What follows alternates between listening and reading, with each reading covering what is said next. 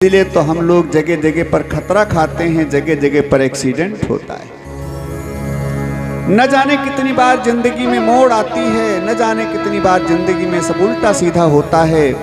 इसलिए संत कहते हैं ज्ञान का प्रकाश, और आप लोग पूजा जो भी करें नीचे से किया करें, ऊपर केवल लास्ट में और शुरू में, बीच में नहीं, डिस्टर्ब होता है।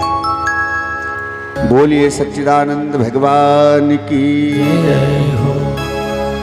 तो समझें, ज्ञान का प्रकाश और संयम की ब्रेक, ये इस जिंदगी की मोटरसाइकिल में बहुत आवश्यक है। नहीं तो संसार ही अज्ञान से भरा हुआ है। ये तो अज्ञान की अंधेरी रात है, हम अगर ज्ञान की टॉर्च साथ में लिए हैं तो अज्ञान की अंधेरी रात में भी हम उस परम प्रकाश स्वरूप परमात्मा को ढूंढ सकते हैं। लेकिन ज्ञान का प्रकाश हो तब। ऐसे धर्म की व्याख्या व्यास जी करते हैं, निष्कपट परम धर्म को अपनाना चाहिए। परमात्मा की भी हम भक्ति करते हैं तो कपट है उसमें। एक अगरबत्ती 2 मिनट घुमाते हैं तो न जाने कितनी फरियाद कर देते हैं, सुख संपत्ति घर आवे, कष्ट मिटे तन का, स्वामी कष्ट मिटे तन का। कितनी फरियाद कर देते हैं। एक अगरबत्ती अगर भगवान को समर्पित करते हैं, एक लोटा जल समर्पित करते हैं तो भी न जाने कितना, माने स्वार्थ भावना से हमको चाहिए प्रभु।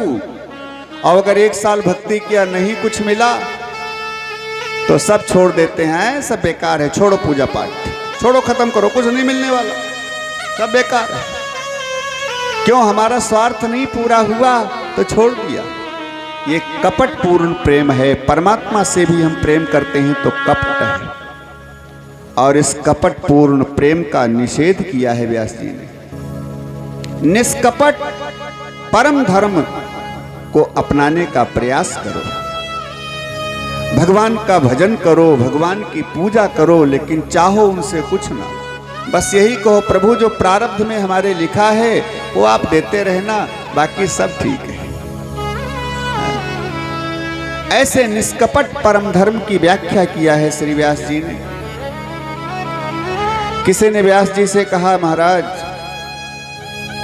आप जिस निष्कपट परम धर्म की व्याख्या कर रहे हैं, इससे लाभ क्या होता है? लाभ क्या होता है? तो व्यास जी ने 3 फायदा गिनाए। 3 फायदा होते हैं। कौन कौन से?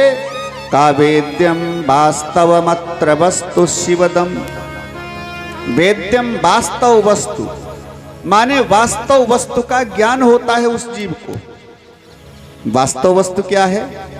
कहा वास्तवी जीव, वास्तवी जगत और वास्तवी माया। वास्तव वस्तु के 3 स्वरूप हैं, जीव, जगत, माया। माने नए जीव है, नए जगत है, नए जगत है, और ना हम हैं। क्या है? केवल परमात्मा ही है पूरे संसार में। और जिस दिन हमको ये ज्ञान हो जाता है, ये जानकारी हो जाती है, उसी दिन हमारी भक्ति पूर्ण है, उसी दिन हमारा परम धर्म का लक्ष्य पूर्ण है। और क्या होता है? कहा वस्तु शिवदम। जब वास्तव वस्तु का ज्ञान हो जाता है कि वास्तव में संसार है क्या, इसका ज्ञान हो जाता है, तब शिवदम माने कल्याण होता है जीव का। अच्छा महाराज, ये किसी को मिला कि नहीं मिला ये जानकारी तो होना संभव नहीं है, लेकिन प्रत्यक्ष में लाभ क्या होता है ये बताओ। तो व्यास जी ने कहा तापत्रयोन्मूलनम। 3 तापों का उन्मूलन होता है, माने 3 ताप नष्ट होते हैं, दैहिक, दैविक, भौतिक। दैहिक ताप क्या है? कभी बुखार आ गया, जुखाम आ गया, खांसी आ गई, कोई रोग हो गया, शरीर के अंदर रोग होना, पीड़ा होना, ये दैहिक ताप है। दैविक ताप क्या है? ज्यादा बरसात हो जाए, फसल बह जाए, बाढ़ आ जाए, भूकंप आ जाए, सब नष्ट हो जाए, या बरसात ही न हो तो फसल ही न पैदा हो, ये दैविक ताप है। इन तापों से भी हम तपते रहते हैं। भौतिक ताप क्या है? कभी सांप का डर, कभी बिच्छू का डर, कभी भूत का डर, कभी जंगली जानवर का, शेर बाघ भालू का डर। इन भौतिक जीवों से हमारे अंदर डर भरा रहता है, ये भौतिक ताप है। लेकिन जो भगवान कृष्ण की शरण ग्रहण करते हैं, जो भागवत जी की शरण ग्रहण करते हैं, इन तीनों तापों का उन्मूलन होता है, ये तीनों ताप नष्ट होते हैं। ये प्रत्यक्ष फायदा है। अच्छा महाराज, और क्या होता है? का श्रीमद्भागवते महामुनि कृते किंबा परैरीश्वरः सद्यो हृदय वरुध्यतेऽत्र कृतिभिः शुश्रूषभिस्तक्षणात्। भागवत जी को, भगवान की कथा को आप सुनने का विचार करें केवल, हैं? शुश्रूषभिस्तक्षणात्, श्रोतुम इच्छिभिः, केवल सुनने की इच्छा मात्र करो कि तुरंत हरि अवरुद्धते, भगवान हमारे हृदय में आकर के कैद हो जाते हैं। यहां विराजते नहीं लिखा है। विराजते माने जब मर्जी आए बैठो, आओ, जितनी देर मर्जी आए बैठो, जब न मर्जी हो तो चले जाओ चुपचाप उठ करके। ये तो विराजते हुआ, अपनी मर्जी का गुलाम। लेकिन भगवान विराजित नहीं होते हैं, अवरुद्धते। जैसे जेल में कैदी बंद है और उस कैदी के पास जेलर साहब बैठे हुए हैं, तो कैदी अवरुद्ध है, जेलर साहब विराजमान है, क्योंकि कैदी नहीं जा सकता है वहां से। और जेलर साहब जब तक मर्जी आए बैठे, फिर चले गए। जेल में दोनों हैं, जेलर भी है, कैदी भी है, लेकिन जेलर अपनी मर्जी का गुलाम है, इसलिए वो विराजमान है। और कैदी अपनी मर्जी का गुलाम नहीं है, वो जब छूटेगा तभी छूटेगा, बीच में नहीं जा सकता है, इसलिए वो अवरुद्ध है। ऐसे कथा सुनने की इच्छा मात्र करो कि भगवान हरि तुरंत आकर के तुम्हारे हृदय में अवरुद्ध हो जाते हैं। यहां विराजते नहीं लिखा, अवरुद्ध हो जाते हैं माने आकर के कैद हो जाते हैं।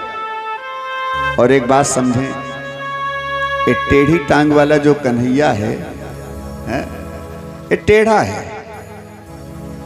सब कुछ टेढ़ा, घुटना टेढ़ा, कमर टेढ़ी, गर्दन टेढ़ी, मुकुट टेढ़ा, भौहें टेढ़ी, टेढ़ी चितवन, सब कुछ इसका टेढ़ा मेढ़ा है। जलेबी जैसे हमेशा बने खड़े रहते हैं।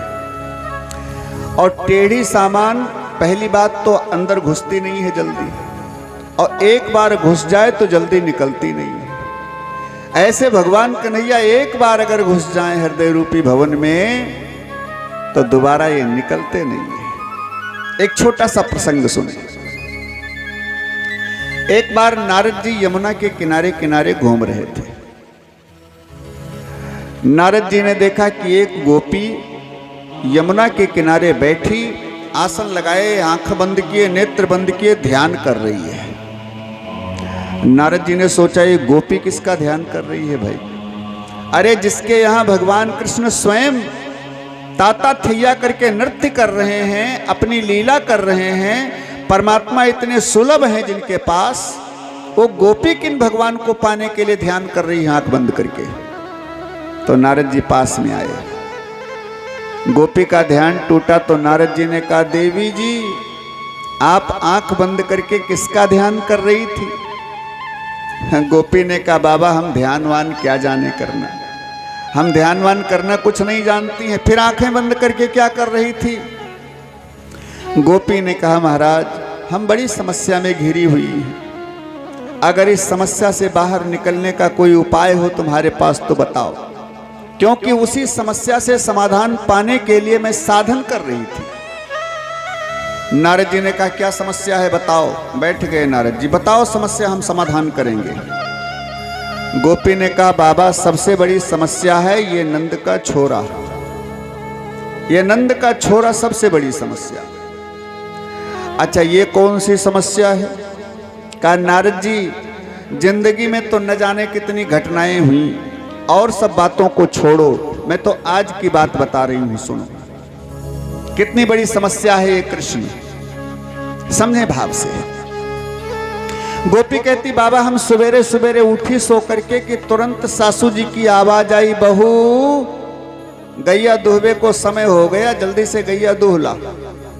मैंने दोहनी उठाई, आई गैया दोहने लगी और जैसे गैया दोहना शुरू किया कि नंद का छोरा आ गया। भाभी जी सवेरे से भूखा डोल रहा हूं, नेक मोई भी पियाए दे। गोपी ने देखा कन्हैया खड़ा है, लाला तू सवेरे से भूखा डोल रहा है, आ यहीं बैठ जा, मैं ताजा ताजा दूध तेरे मुंह में दोह रही हूं, तेरे मुंह में दोह दूंगी, ताजा ताजा दूध पी। और कन्हैया आकर पास में बैठ गए। गोपी ने गाय का सारा दूध उसके मुंह में दोहना शुरू कर दिया कन्हैया की। कन्हैया गटागट पीता गया। गोपी को होश तब आया जब सासू जी ने पीछे से बड़ी जोर से चिल्ला करके कहा, अरे बहू सत्यानाश कर दिया तैने, सारा दूध जमीन के ऊपर गिरा दिया है, दोहनी में दोहना चाहिए, सारा दूध जमीन के ऊपर दोह दिया तूने, बावली हो गई है क्या। और जब सासू जी की डांट पड़ी तब मेरे को होश आया, मैंने देखा कन्हैया तो वहां कोई है नहीं, मैं तो सचमुच जमीन के ऊपर ही दूध दोह रही थी। ये क्या है? ये ध्यान का कृष्ण है, सचमुच नहीं है, ये ध्यान का कृष्ण है। गोपियां सारा काम करती रहती हैं, कृष्ण मेरे पास बैठा है, मेरे से बात कर रहा है, ये गोपियों का ध्यान हमेशा बना रहता है। ऐसी गोपियों की क्वालिटी है। अब सासू जी ने कहा बहू आज भात बनाएंगी, हैं? भात आप लोग जानते हैं, हैं? भात जानते हो? भात जानते हो आप लोग? भात चावल का जो बनता है। तो सासू ने कहा बहू आज भात बनेगा, चावल नहीं है घर में, जा जल्दी से धान कूट के चावल तैयार कर। मैंने धान लिए और ऊखल में डाल करके कूटना शुरू किया धनकुट्टा से। और जैसे कूटना शुरू किया सो नंद का छोरा आ गया। भाभी जी मुंह लटकाए काहे को खड़ी हो, आज सासू जी ने कुछ ज्यादा कह दिया क्या? मैंने कहा ना लाला, आज तू बैठ यहाँ बात करते हैं, ये तो सासू बहू में लगा रहे, हमेशा वो कुछ कहती है, कहा करती है, कोई बात नहीं, कोई बात, हम बुरा नहीं मानती। और फिर कन्हैया से बैठ करके हम न जाने क्या क्या बातें करने लगी। होश मेरे को तब आया जब सासू जी ने चिल्ला करके कहा, अरे बहू पागल हो गई है, किससे बड़बड़ा रही है अकेले अकेले, हैं? किससे बात कर रही है अकेले अकेले? और जब सासू जी ने चिल्ला कर कहा तब मेरे को होश आया, देखा नंद का छोरा तो वहां कोई नहीं है, मैं अपने आप से ही बात कर रही थी। ये क्या है? जब चित्त में वो घुस जाता है तब यही दशा हो जाती है। फिर सासू जी ने कहा बहू पानी की एक बूंद भी घर में नहीं है, जा यमुना से पानी भर जा। बाबा मैंने मटकी उठाई, यमुना पे आई, पानी भरा, मटकी थोड़ा बड़ी थी, वजन थी, हमसे अकेले नहीं उठ रही थी, सो मैंने सोचा कोई आ जाए तो थोड़ा सहारा दे दे, सिर के ऊपर रख लूं। मैं सोच ही रही थी इतने में नंद का छोरा आ गया। भाभी जी मैं उठाए दूं मटकी? अरे लाला नेक सा हाथ लगा दे तो सिर के ऊपर पहुंच जाए। अब एक तरफ कन्हैया ने पकड़ा, एक तरफ मैंने पकड़ा, और मटकी जैसे कमर तक आई सो नीचे गिरी धम। और जब मटकी टूटी तब मेरे को होश आया, मैं तो अकेले उठा रही थी, वहां नंद का छोरा कोई नहीं था। गोपी ने कहा बाबा अगर यही हालत मेरी बनी रही तो कुछ दिन के बाद घर वाले मेरे को पागल घोषित करके घर से बाहर निकाल देंगे, इसलिए बाबा आज मैंने अभ्यास करना शुरू किया है, नेत्र बंद करके उस कन्हैया को हृदय से बाहर निकालना चाहती हूं। जब तक वो मेरे हृदय में चिपका रहेगा तब तक ऐसा ही होता रहेगा, मेरे को पागल घोषित होना पड़ेगा, इसलिए आज उसको हृदय से बाहर निकालने का प्रयास कर रही हूं। बाबा अगर तुमको कोई इसका उपाय मालूम हो कि भगवान हृदय से कैसे चले जाएं तो बताओ, मैं वो साधन करूंगी। नारद जी ने तो सिर पकड़ लिया, बाप रे। शेष महेश गणेश दिनेश असुरेश हो जाहि निरंतर ध्यावे, नारद से सुख व्यास रटे, पचिहारे तऊ पुनि पार न पावे। ताहि अहीर की छोहरिया, छछिया भर छाछ पे नाच नचावे। नारद जी सोच रहे हैं शेष, महेश, गणेश, दिनेश माने सूर्य, ब्रह्मा जी, शिव जी सब दिन रात ध्यान करते हैं। किस लिए? एक बार मेरे हृदय में आ जाएं भगवान। दिन रात ध्यान करते हैं लेकिन भगवान नहीं आते, और इन गोपियों को सहज में ही सुलभ हैं, इनके हृदय में चिपके बैठे हैं कृष्ण। तो ये गोपी उनको बाहर निकालने का प्रयास कर रही है। ये क्या है?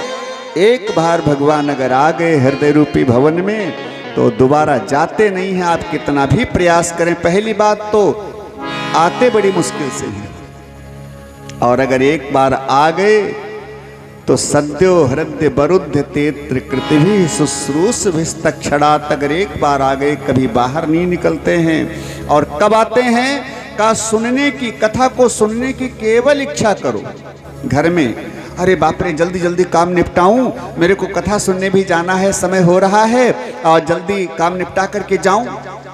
आप ऐसा विचार करें मन में केवल कि तुरंत भगवान आकर के तुम्हारे हृदय में अवरुद्ध हो जाते हैं। केवल सुनने की इच्छा मात्र करो। ऐसी भगवान की पावन कथा जो आप लोगों को सुलभ हो रही है। अरे यही कथा देवताओं को नहीं मिल पाई, जबकि देवता लोग अमृत का कलश लेकर के आए परीक्षित जी के पास। और देवताओं ने सुखदेव जी से कहा, ये हमारा स्वर्ग वाला अमृत परीक्षित जी को पिला दो, फिर सर्प के काटने का भय खत्म हो जाएगा, ये मरेंगे नहीं। और जो एक कथा रूपी अमृत परीक्षित जी को पिलाने जा रहे हो, ये हमको पिला दो। सुखदेव जी ने डांट करके भगा दिया, अरे छलियाओं, एक कांच का टुकड़ा दे करके हमें उसके बदले में करोड़ों की मणि मांग रहे हैं। माने देवताओं वाला स्वर्ग का जो अमृत है ये कांच का टुकड़ा, और जो ये भागवतामृत है, भागवत की कथा रूपी अमृत है, ये करोड़ों की मणि है। करोड़ों की मणि, अरबों की मणि, अब कितनी बड़ी कीमत है। अरे जिस अमृत को पीने से देवता लोग भी वंचित रह गए, नहीं पीने को पाए, वो भागवत जी की कथा हम सब मनुष्यों को कितनी सुलभ है, कितनी आसान है। जब चाहें तब इसका पान करें, जब चाहें तब इसको पिएं। इसलिए देवता लोग मनुष्यों से कहते हैं, अरे मनुष्यों, इतना बढ़िया सुंदर मौका पा करके भी तुम इसको नहीं ले रहे हो। जिसको हम लोग भी नहीं पा सकते हैं वो तुमको सुलभ है। इसलिए भागवतामृत को पियो, खूब चकाचक पियो, खूब प्रेम से पियो, जिंदगी भर पियो, हमेशा पियो। ऐसी ये भागवत जी। तो दूसरे श्लोक में धर्म की व्याख्या करते हुए तीसरे श्लोक में सुखदेव जी ने, ये व्यास जी ने बताया है क्या पीना चाहिए जीवन में। भाव से समझें, क्या पीना चाहिए। निगम कल्पतरोर गलितम फलम सुखमुखात् अमृतत्व द्रव संयुतम पिबत भागवतम रसमालयम मुहुरहो रसिका भुवि भावुका। ये भागवत है क्या कहा, निगम कल्प तरोरु गलितम फलम। निगम माने होता है वेद, वेद रूपी वृक्ष का पका हुआ गला हुआ ये फल है भागवत। वेद रूपी वृक्ष का पका हुआ गला हुआ फल। किसी ने व्यास जी से कहा, बाबा वेद रूपी वृक्ष तो बहुत विशाल है, और विशाल वृक्ष की ऊपरी शाखा से कोई गला हुआ फल नीचे गिरे तो क्या साबुत गिरेगा? तो टूट जाएगा। है? तो महाराज ये गला हुआ भागवत रूपी फल वेद की शाखा से गिरा होगा तो टूट गया होगा, साबुत तो नहीं होगा। व्यास जी ने कहा ना, टूटा नहीं है, बिल्कुल साबुत है। कैसे महाराज? कहे डायरेक्ट नहीं गिरा है, धरती पर डायरेक्ट नहीं गिरा, इनडायरेक्ट गिरा है। मतलब शिष्य प्रशिष्य शाखा तरु पल्लवयाम, क्रम से डाली पर डाली से डाली पर अटकता हुआ बहुत धीरे से धरती पर गिरा है। कैसे महाराज? का सबसे पहले भगवान नारायण के मुख से 4 श्लोकों की चतुश्लोकी भागवत के रूप में भागवत जी का प्राकट्य हुआ, जो कल की कथा में आप लोग सुनेंगे। चतुश्लोकी भागवत बड़ा सुंदर प्रसंग है। तो 4 श्लोकों के रूप में नारद जी के मुख से ये भागवत रूपी फल प्रकट हुआ। कहाँ अटका? ब्रह्मा जी को सुनाया तो ब्रह्मा जी की शाखा पर अटक गया। फिर ब्रह्मा जी ने नारद जी को सुनाया तो ब्रह्मा जी की शाखा से छूटा तो नारद जी की शाखा पर अटका। फिर नारद जी ने श्री व्यास जी को सुनाया यही 4 श्लोक। तब व्यास जी ने उन्हीं 4 श्लोकों की बृहद व्याख्या करके 18,000 श्लोकों की ये भागवत संहिता बना करके तैयार की। तो नारद जी की शाखा से छूटा तो व्यास जी की शाखा पर अटका। व्यास जी ने भागवत जी का निर्माण करके सबसे पहले सुखदेव जी को सुनाया तो व्यास जी की शाखा से छूटा तो सुखदेव जी की शाखा पर अटका। फिर सुख मुखात अमृतत्व द्रव संयुतम, फिर सुखदेव जी के श्रीमुख से यह भागवत रूपी फल नीचे गिरा परीक्षित जी के लिए, सारे संसार के निमित्त, और ये बहुत धीरे से सुखदेव जी के माध्यम से धरती पर गिरा, जो हम सब लोगों को प्राप्त हुआ है। इसलिए साबुत फल है, टूटा नहीं है, इसलिए इसको पियो। क्या लिखा? पिबत भागवतम रसमालयम मुहुरहो रसिका भुवि भावुका। पिबत भागवतम, इस भागवत के रस को पियो। किसी ने व्यास जी से कहा महाराज फल तो खाया जाता है, पिया नहीं जाता है। पिया जाता है उसका जूस, फल तो खाया जाता है। व्यास जी ने कहा देखो फल वो खाया जाता है जिसमें गुठली हो, छिलका हो, लेकिन भागवत जी में न गुठली है न छिलका है। इसमें क्या है? कहा अमृतत्व द्रव संयुतम, इसमें तो केवल अमृत रूपी द्रव भरा हुआ है। इसमें न गुठली है न छिलका है, केवल अमृत रूपी द्रव है, फेंकने की कोई सामान इसमें नहीं है। इसलिए पिबत भागवतम रसमालयम, इसको पियो। कितनी बार पिए महाराज? कहा मुहु रहो, मुहु मुहु माने बार बार पियो, इसको बार बार पियो। कब तक पिए महाराज? कहा आलयम माने मोक्ष पर्यंतम, जब तक मुक्ति न हो जाए तब तक इसको पीते रहो। और लाइन में लगे रहोगे अगर, तो यदि नाथ का नाम दया निधि है तो दया भी करेंगे कभी न कभी। यदि नाथ का नाम दया निधि तो दया भी करेंगे कभी न कभी। यदि नाथ का नाम दया निधि है तो दया भी करेंगे कभी न कभी। यदि नाथ का नाम दया निधि है तो दया तो करेंगे कभी न कभी। ये दया तो करेंगे कभी न कभी। हाँ दया तो करेंगे कभी न कभी। दया तो करेंगे कभी न कभी। हो दया तो करेंगे कभी न कभी। दुख हारी हरी दुखिया जन की, दुख हारी हरी दुखिया जन की। दुख तेरे सुनेंगे कभी न कभी। दुख तेरे सुनेंगे हारी हरी दुखिया जग की, दुख तेरे सुनेंगे कभी न कभी, दुख हारी हरी दुखिया जग की दुख तेरे सुनेंगे कभी कभी। अगर दया निधि नाम है तो जरूर कभी न कभी दया होगी, इसलिए लाइन में लगे रहो। नहीं प्रतिदिन तो कम से कम वर्ष में एक बार जरूर भागवतामृत का पान करना चाहिए, यही जीवन का मूल है। अच्छा, कौन कौन सुने कथा?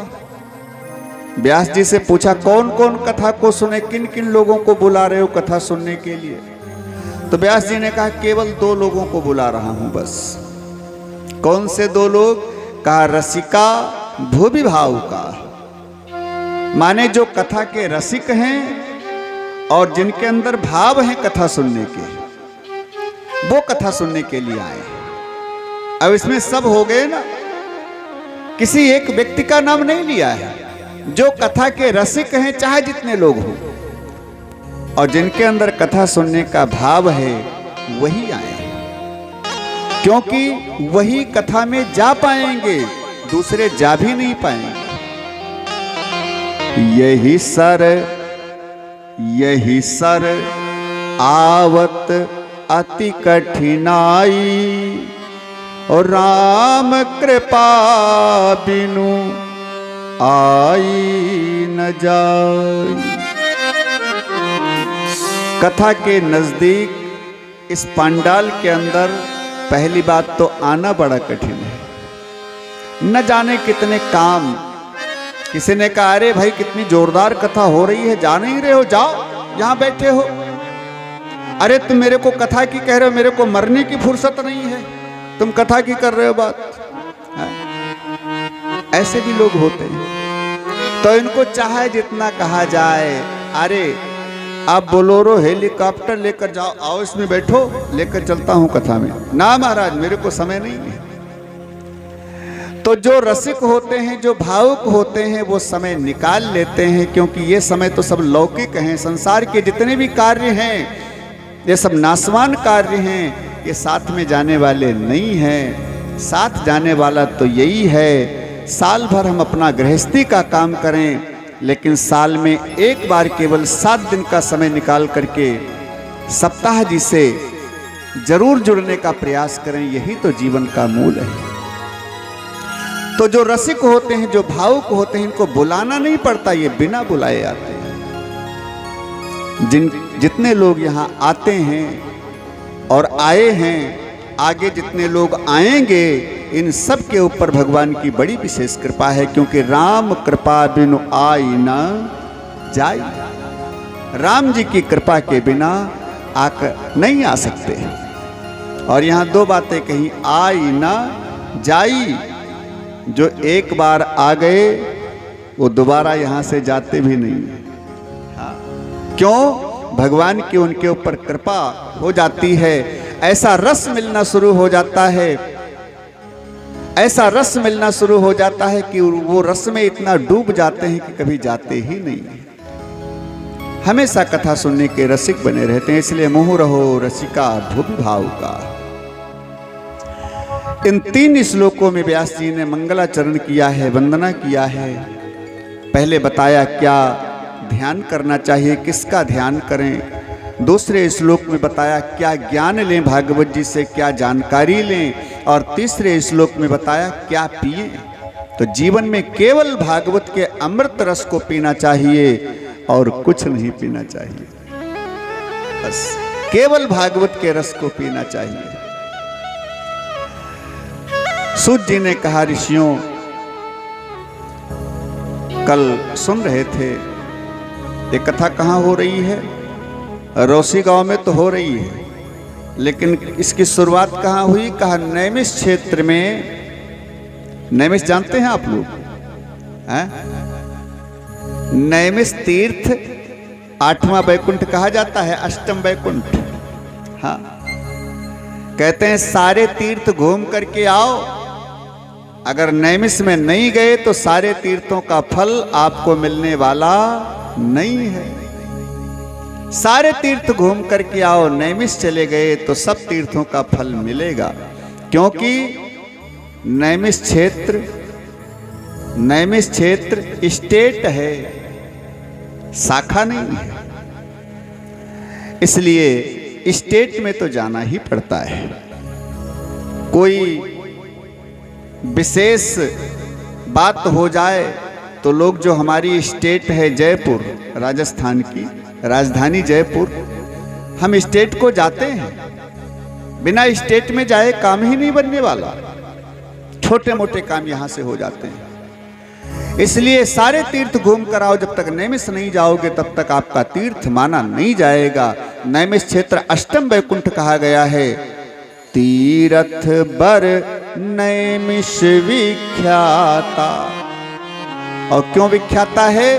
का अति पुनीत, बड़ा पुनीत है, माने बड़ा पवित्र है, बड़ा पावन है। क्यों? साधक सिद्धिदाता, समस्त साधनाओं की सिद्धि तुरंत देने वाला ये नैमिष क्षेत्र। और भैया, ये पानी पिलाने वाला काम बीच में न किया करो, डिस्टर्ब होता है। पानी शुरू में पिए और बाद में पिए, हाँ, बीच में नहीं। बोलिए सच्चिदानंद भगवान की जय हो। इसमें तो केवल कथा का रस पिए, सब इसी से तृप्ति लें बस। हाँ, तो ध्यान दें, नैमिष में 88,000 ऋषि मुनियों ने बैठ करके तपस्या किया है। 88,000 ऋषि मुनियों की तपस्थली है। और समस्त पुराणों का, समस्त सत्संग का, ज्ञान का यहाँ पर वर्णन किया है श्री सूत जी ने। 88,000 ऋषियों को सारी कथाएं सुनाई हैं। श्रीमद् भागवत भी सूत जी ने नैमिषारण्य क्षेत्र में 88,000 ऋषियों को सुनाई। व्यास आसन पर सूत जी बैठे हैं, सौनक जी मुख्य श्रोता के रूप में बैठे हैं और 88,000 ऋषि श्रोता के रूप में बैठे हैं। सौनक जी ने यहाँ 6 प्रश्न किया है सूत जी से, और ये भागवत जी के मूल 6 प्रश्न हैं, जो बड़ा मेन प्रश्न है। इन्हीं 6 प्रश्नों पर संपूर्ण भागवत टिकी हुई है, क्योंकि इन्हीं 6 प्रश्नों के उत्तर सूत जी ने दिया है, जिसका नाम है श्रीमद् भागवत। इसलिए मूलतः 6 प्रश्न हैं। कौन कौन से? सबसे पहला प्रश्न है किम श्रेयम, मानव मात्र का कल्याण कैसे होता है। पुंसामेकांततः श्रेयस्तन्नः संसितुम् अर्हति। मानव मात्र का कल्याण कैसे होता है? दिन में 5 बार नहाने से कल्याण होता है, या दिन में 14 बार मंदिर में जाने से कल्याण होता है, या 5 बार साफ वस्त्र बदलने से होता है, या कई बार भोजन करने से होता है, या ऊंची जाति का होने वाले से कल्याण होता है, या ज्यादा पढ़ा लिखा होने से कल्याण होता है। मानव का कल्याण कैसे होता है? पहला प्रश्न है ऋषियों का। अब देखिए, ये सबके हित की बात है। सब लोग सुनेंगे तभी तो समझेंगे मानव का कल्याण कैसे होता है। तो मानव का कल्याण कैसे होता है, ये पहला प्रश्न। और दूसरा प्रश्न सौनक जी का है, महाराज शास्त्र बहुत है। किम श्रेयम शास्त्र सारः कः। शास्त्र बहुत हैं, 4 तो वेद हैं, 72 पुराण हैं, 1 लाख उपनिषद हैं, और रामायण 100 कोटि अपारा। रामायण तो 100 करोड़ से भी ज्यादा है। 6 शास्त्र हैं महाराज। शास्त्र इतने हैं कि पढ़ते पढ़ते कई जन्म ले लो, फिर भी पढ़ करके पूरे नहीं कर पाओगे। इसलिए इन सब शास्त्रों का, सब ग्रंथों का निचोड़ क्या है, वो थोड़े से शब्द में हमको बताने का प्रयास करें। ये भागवत जी सारे ग्रंथ, सारे शास्त्र का निचोड़ है 18,000 श्लोकों में। इसलिए सबका मत क्या है, शास्त्र का सार क्या है, ये हमको बताने का थोड़े से शब्दों में प्रयास करें, क्योंकि ज्यादा सुनने का समय नहीं है। अच्छा समझें, जहाँ ऋषि मुनि लोग ब्रह्मसत्र कर रहे हैं, तो 1000 वर्ष का ब्रह्मसत्र चल रहा है, 1000 वर्ष का। वहाँ समय की कोई कमी नहीं है, लेकिन ऋषि लोग कहते हैं समय नहीं है हमारे पास। क्यों? कलयुग के लोगों की मानसिकता देखते हुए कि आगे चल करके कलयुग के लोग कैसे होंगे, उस बात को शौनक जी कह रहे हैं कि आगे चलकर कलयुग के लोग ऐसे होंगे जिनके पास सब कुछ होगा लेकिन समय नहीं होगा, और कामों के लिए समय बहुत होगा लेकिन कथा सुनने के लिए, भक्ति करने के लिए समय नहीं होगा उनके पास। अगर कह दो भैया ज्यादा नहीं तो आधा घंटा बैठ करके रोज सीताराम सीताराम सीताराम कर लिया करो, अरे महाराज ये सब करेंगे तो घर का काम कौन करेगा। और 4 लोग बैठ जाएं तो कहो पूरा दिन गप सड़क ही होता रहे, पूरा दिन इधर उधर की वार्ताएं होती रहेंगी, बड़ा समय है। दुनियादारी की बात करने का बहुत समय है, लेकिन कथा सुनने का, भगवान की भक्ति करने का, भजन करने का लोगों के पास समय नहीं रहेगा। इसलिए शौनक जी कहते हैं महाराज जल्दी सारी बातें पूरी हो जाएं, सारे शास्त्र हम सुन लें, जल्दी में ऐसा कोई सार बताओ। तो ये 7 दिन में पूर्ण होने वाला सार सूत जी ने बताया, ये सब शास्त्रों का सार है जो आप लोग सुन रहे हैं। और तीसरा प्रश्न किया है, भगवान जन्म क्यों लेते हैं? परमात्मा जन्मस्य किम, परमात्मा का जन्म क्योंकि ये अजन्मा है, और जब अजन्मा है तो अजन्मा का जन्म क्यों होता है? ये तो जन्म नहीं लेने वाले, तो अजन्मा का जन्म क्यों?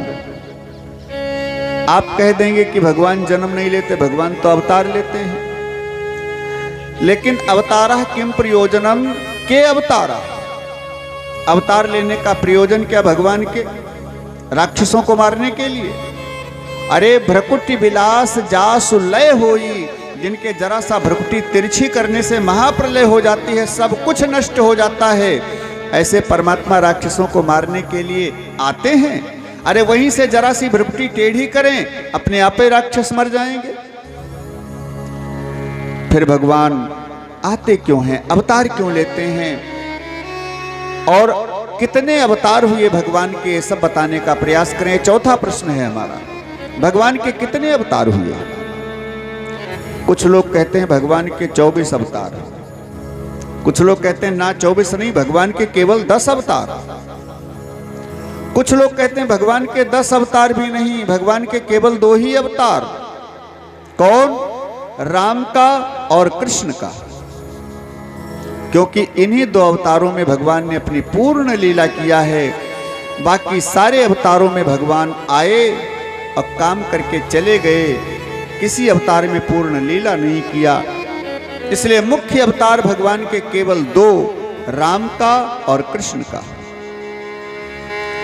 तो कुछ संत कहते हैं 2, कुछ कहते हैं 10, कुछ कहते हैं 24। तो भगवान के अवतार कितने ये बताओ।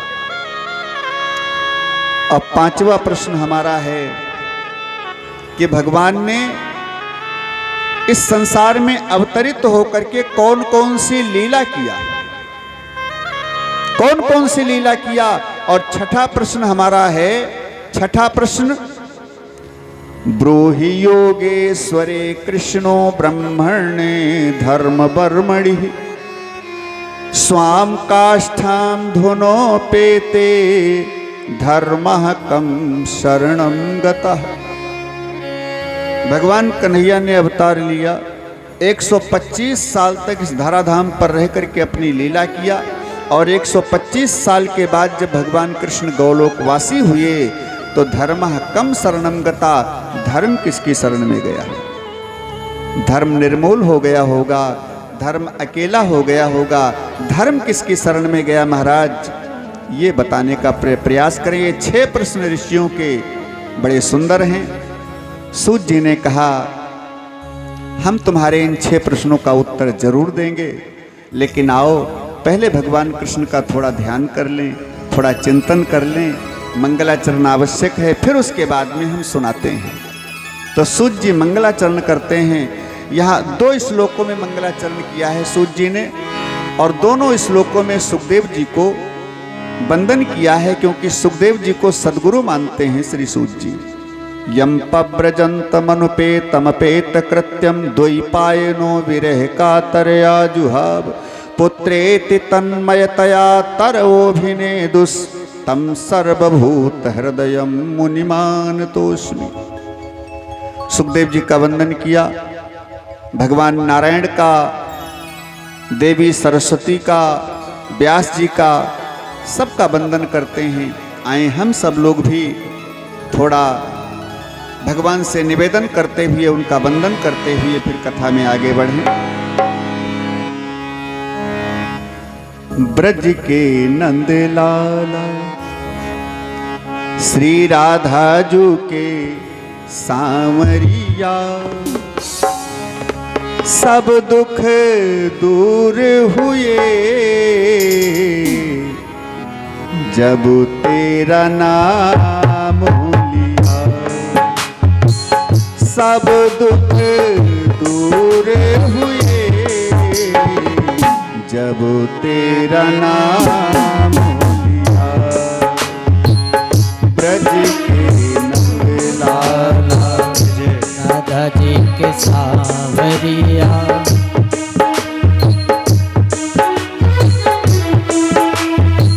राधे जब तेरा नाम लिया हो। ब्रज के नंद लाला श्री राधा जू के सांवरिया, सब दुख दूर हुए जब तेरा नाम लिया। सब दुख दूर हुए जब तेरा नाम लिया।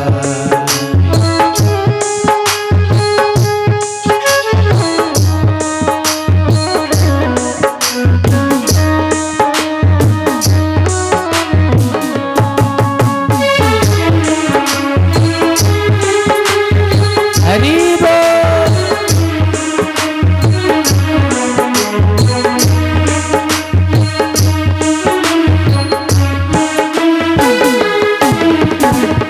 मीरा पुकारे तुम्हें गिरधर गोपाला। मीरा पुकारे तुम्हें गिरधर भोपाला। ओ बन गया अमृत में विष का भरा प्याला। बन गया अमृत में विष का भरा प्याला। विष का भरा प्याला। कौन सताए उसे, हाँ, कौन सताए उसे, जिसे तूने बचा लिया। सब दुख दूर हुए जब तेरा नाम लिया। सब दुख दूर हुए जब तेरा नाम लिया। ब्रज के नंद लाला श्री राधा जू के सांवरिया, सब दुख दूर हुए जब तेरा नाम लिया। ब्रज के नंद लाला श्री राधा जी के सांवरिया, सब दुख दूर हुए जब तेरा नाम लिया। जब तेरा नाम लिया। राधे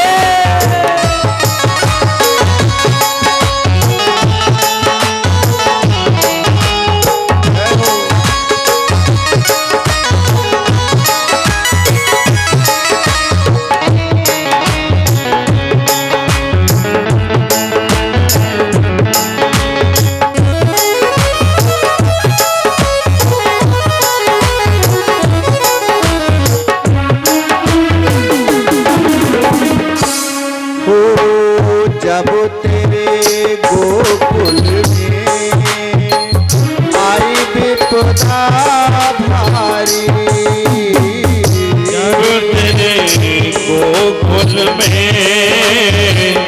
आई विपदा भारी, एक इशारे पर सारी विपदा टारी, एक इशारे पर सारी विपदा टाली, सारी विपदा टारी।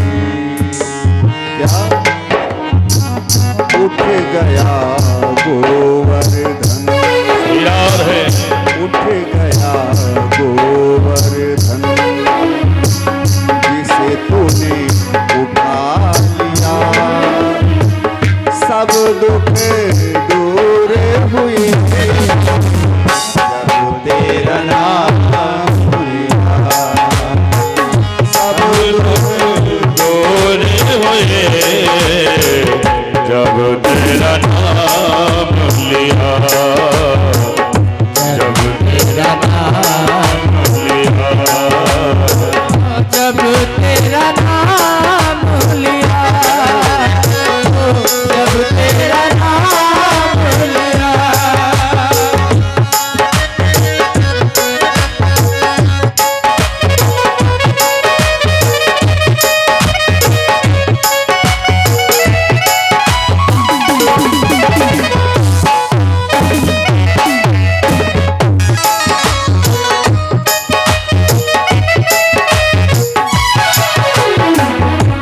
हो नैनों में श्याम बसे, मन में बनवारी,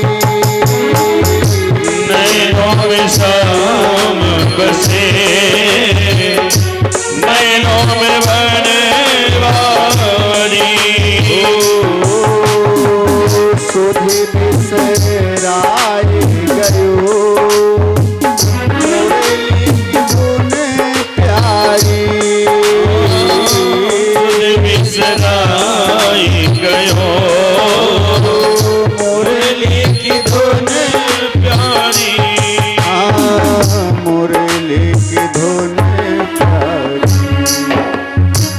मेरे मन मंदिर में रास रचाओ रसिया, सब दुख दूर हुए जब तेरा नाम लिया, सब दुख दूर हुए जब तेरा नाम लिया, ब्रज के नंद लाला श्री राधा दुखे सामरिया, हरि बोल सब दुख दूर हुए जब तेरा नाम लिया, सब दुख दूर हुए जब तेरा नाम लिया,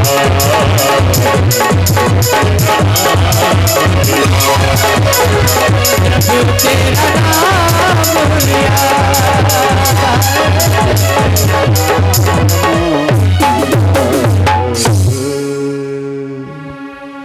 सब दुख दूर हुए कैसे, जब तेरा नाम लिया। बोलिए राधा कृष्ण भगवान की। सूत जी कहते हैं, ऋषियों प्रश्न तुमने बड़े जोरदार किए हैं। मनुष्य का कल्याण कैसे होता है, आए सुने। सवई पुंसाम परो धर्मो यतो भक्तिरधोक्षजे अहेतुक के प्रतिहता ययात्मा संप्रसीदति। सभी भक्ति का सार है भगवान की अहेतुकी भक्ति करना। अहेतुक्याम प्रतिहताम। भगवान की अधोक्षज भक्ति करना, अहेतुकी भक्ति करना, नाम दिन रात जपो भगवान का, 24 घंटे नाम जपो, लेकिन पाने की कुछ भी इच्छा न करो। अभी मैंने पहले निवेदन किया, ये भगवान की श्रेष्ठ भक्ति है। और सबसे श्रेष्ठ भक्ति क्या है? का थोड़ा जल यहाँ डाल देना, थोड़ा जल वहाँ डाल देना, थोड़ा उस पेड़ के ऊपर डाल देना, थोड़ा उस लाठ के ऊपर डाल देना, ये भक्ति नहीं है। ये भक्ति का प्रदर्शन है। भक्ति क्या है? मन से केवल भगवान के नाम का स्मरण हो बस।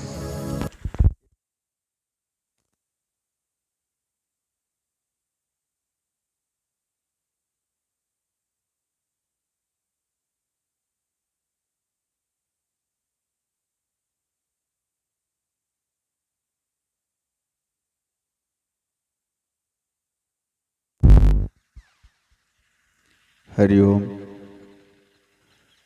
हरिओम। बोलिए सद्गुरुदेव भगवान की जय हो। भगवान के नाम का स्मरण करना और भगवान के श्री विग्रह का दर्शन करना, जैसे मंदिरों में जाना, जो मूर्ति है भगवान की, चाहे वो शिवलिंग के रूप में हो, चाहे वो शरीर के रूप में हो, जो भगवान की मूर्ति है उस मूर्ति का इतना दर्शन करो। फूल चढ़ाने के, चावल चढ़ाने के, पानी चढ़ाने के चक्कर में मत पड़ो। अगर इस चक्कर में पड़े तो भगवान का दर्शन कहाँ हो पाएगा। भगवान के इतना दर्शन करो, इतना दर्शन करो, जो मंदिर के अंदर मूर्ति बैठी है वो मूर्ति तुम्हारे हृदय में आकर के छप जाए। और घर में जाकर के जब ध्यान करो तो वही मूर्ति तुम्हारी आंखों के सामने आ जाए, तुम्हारे ध्यान में आ जाए। ये वास्तविक दर्शन है, ये वास्तविक पूजा है, ये वास्तविक भक्ति है। इसलिए भगवान की पूजा केवल दर्शन है।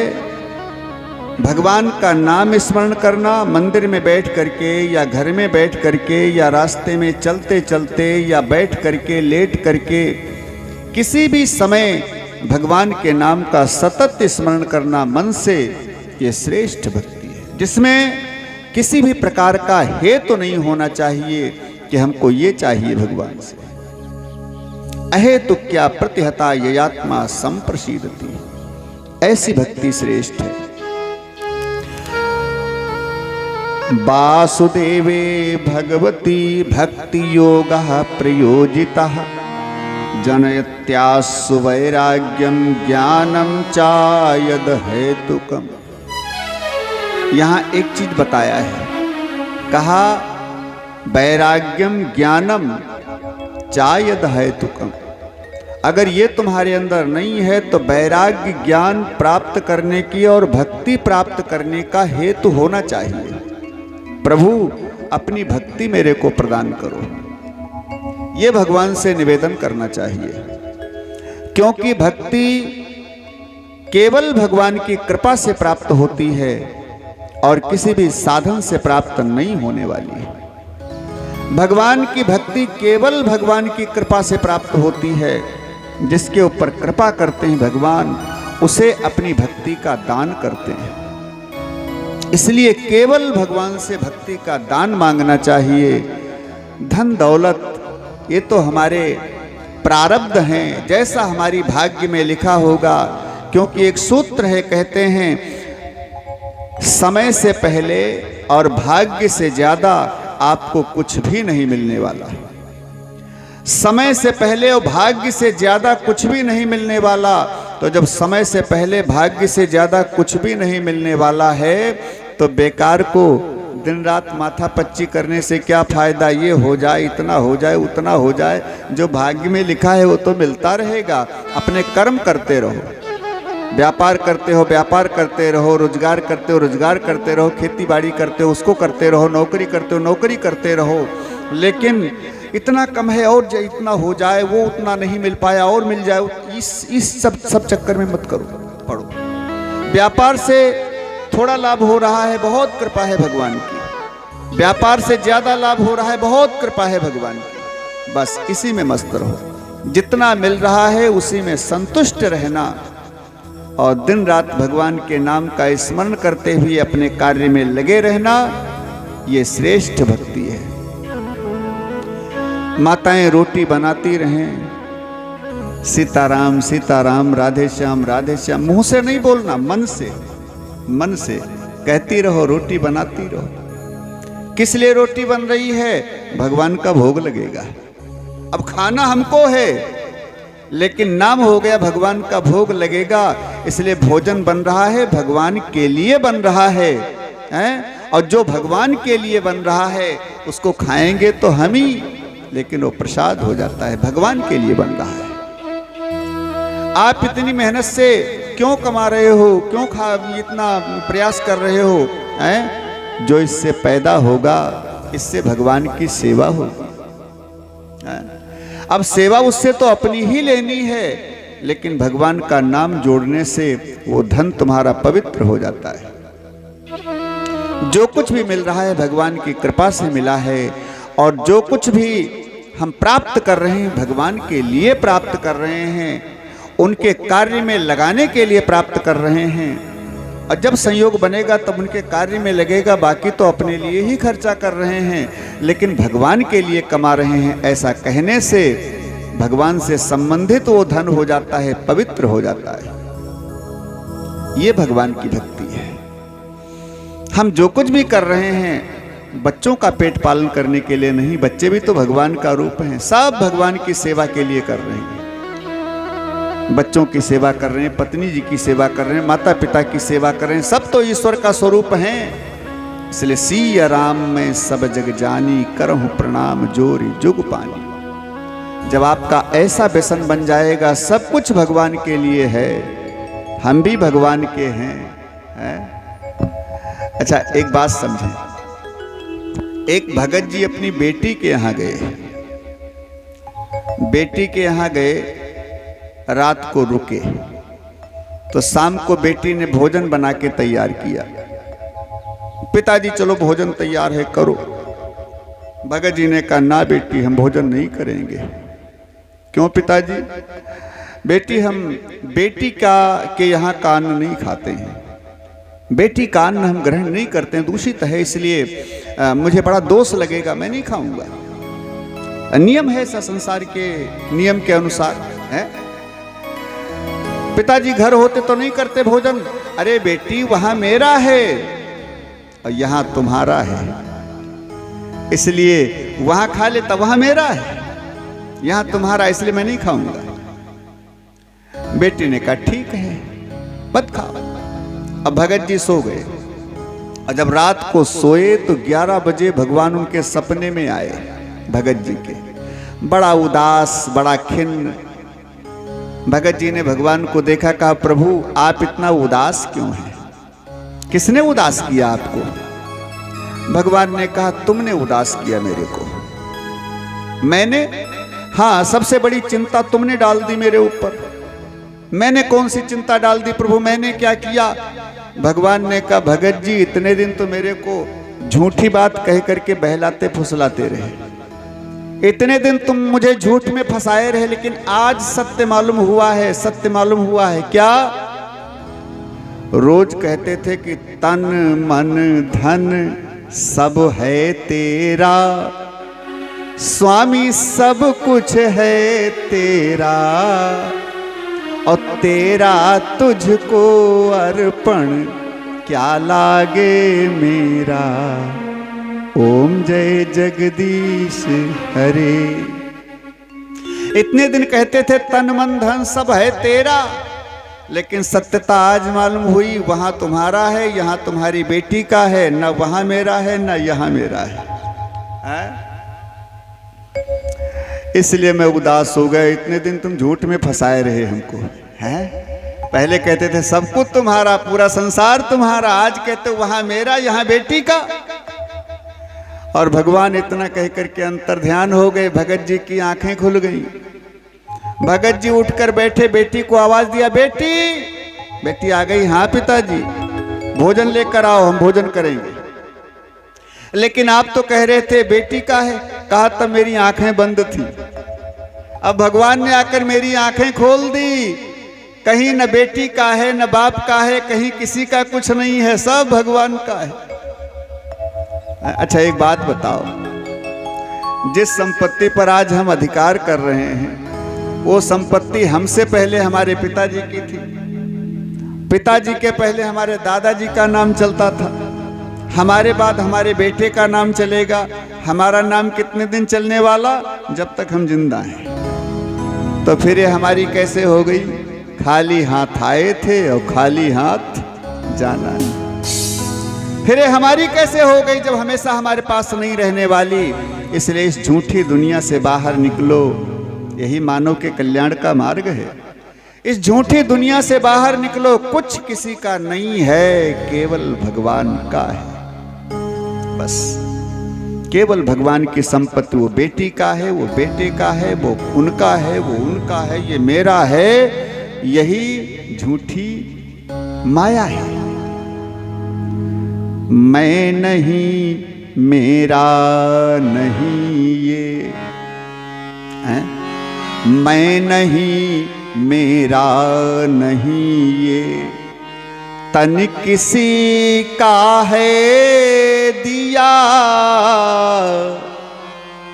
और जो भी अपने पास है धन, जो भी अपने पास है वो सब किसी का है दिया।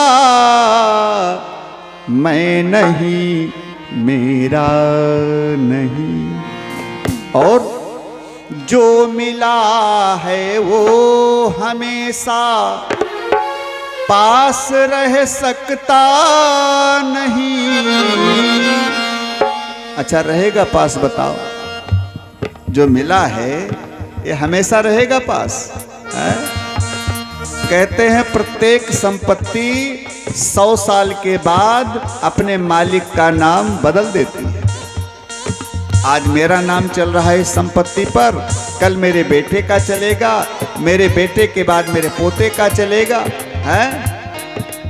प्रत्येक संपत्ति जिंदगी रहने तक नाम रखती है, जिंदगी रहने के बाद प्रत्येक संपत्ति नाम बदल देती है। इसलिए जो मिला है वो हमेशा पास रह सकता नहीं, और कब बिछड़ जाए ये कोई राज कह सकता नहीं। इसलिए जिंदगानी का खिला,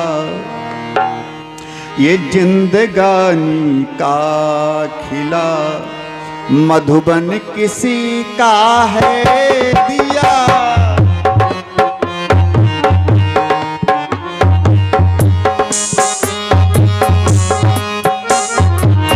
जिंदगानी का खिला मधुबन किसी का है दिया।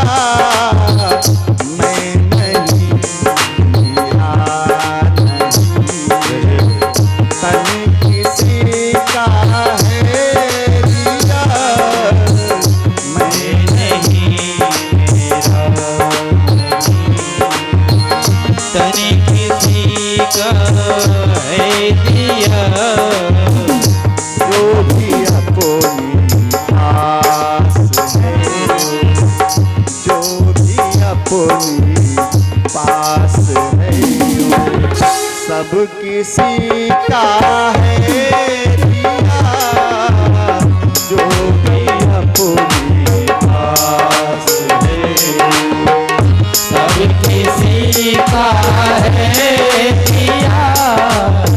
जो भी अपनी पास है, जो भी अपनी पास है, जो भी अपनी पास है, वो सब किसी का है दिया, अपना नहीं है। इसलिए सूत जी कहते हैं ऋषियों, भगवान का समझ करके रहो, भगवान के हम हैं ऐसा समझ करके रहो, भगवान मेरे अंदर बैठे हैं, सर्वत्र बैठे हैं ऐसा मान करके रहो। जो कुछ भी हम कर रहे हैं भगवान के लिए कर रहे हैं ऐसा समझ करके रहो। भगवान के मंदिर में जाकर भगवान की मूर्ति को इतना दर्शन करो, इतना दर्शन करो कि वो भगवान मंदिर से निकलकर तुम्हारे हृदय के अंदर बैठ जाए। दिन रात भगवान के नाम का मन से स्मरण करते रहो, यही श्रेष्ठ भक्ति है और यही मानव के कल्याण का मार्ग है। अच्छा, अब एक प्रश्न किया है सौनक जी ने, महाराज ये सब बाद में बताना, 6 प्रश्नों के उत्तर। पहले ये बताइए, जिस भागवत जी की कथा मेरे को सुनाने जा रहे हो, इस भागवत जी की रचना किसने किया? श्री व्यास जी ने। तो ये व्यास जी कौन थे महाराज? ये व्यास जी कौन थे और व्यास जी ने भागवत जी की रचना कैसे किया? तब सूत जी कहते हैं, सुनो। द्वापरे समनुप्राप्ते तृतीये युग पर्ये जातः पराशराद्योगी वासव्याम कलया हरे। द्वापर युग के अंत में माता सत्यवती के गर्भ से पाराशर ऋषि के अंश से महर्षि श्री वेद व्यास जी का जन्म हुआ। पाराशरः वत्यापमान सा पाराशरः, जो पाराशर के अंश से उत्पन्न हुए हैं जिनका नाम है व्यास, इनको पराशर भी कहते हैं। तो महाराज व्यास जी का जन्म, महर्षि व्यास जी का जन्म हुआ और जन्म होते ही चल पड़े जंगल की ओर। बद्रीनाथ के आगे एक अलकनंदा नाम की नदी है, गंगा जी। उस अलकनंदा गंगा के किनारे होते हुए व्यास जी किनारे किनारे किनारे किनारे चलते हुए वहां पहुंच गए जहां पर सरस्वती और अलकनंदा का उद्गम स्थान है। दोनों जहां से एक साथ उत्पन्न होती हैं। बद्रीनाथ से आगे जहां आजकल व्यास गुफा के नाम से वो स्थान प्रसिद्ध है, माना गांव के पास व्यास गुफा के नाम से, उस स्थान को साम्याप्रास बोलते हैं। साम्याप्रास इतिम प्रोक्तम ऋषिणाम सत्रवर्धनम। उस साम्याप्रास नाम के स्थान पर जाकर के व्यास जी बैठ करके समाधिस्थ होकर के बड़ा ध्यान करते हैं। बहुत समय तक तपस्या करने के बाद व्यास जी ने संसार के कल्याण के लिए साधन करना शुरू किया। व्यास जी ने देखा वेद केवल एक है जिसका नाम है ऋग्वेद।